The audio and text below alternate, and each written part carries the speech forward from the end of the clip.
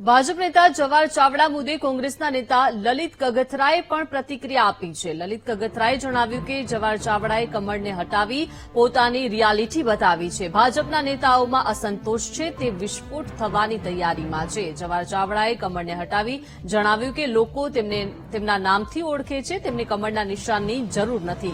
જવાહર ચાવડાથી શરૂ થયેલી ચિંગારી ભાજપના આવતા દિવસોમાં વિસ્ફોટ કરશે। જો આજે જે રીતે જવાહરભાઈ ચાવડાએ કમળને હટાવીને પોતાની રિયાલિટી બતાવી છે અને એ પણ મનસુખભાઈ માંડવિયા કેન્દ્રના મિનિસ્ટરને એ ભારતીય જનતા પાર્ટીમાં જે અસંતોષ છે એ વિસ્ફોટ થવાની તૈયારી છે એના ચિહ્ન બતાવ્યા છે। જવાહરભાઈ બહુ સાચી વાત કરી છે કે જવાહરભાઈ છે એ ગ્રાસ રૂટ ઉપર લડીને લોકોના પ્રશ્નોની વાચા આપીને નેતા બનેલા છે। મોદી સાહેબના આશીર્વાદથી કે કમળના આધારે બનેલા નેતાઓ નથી।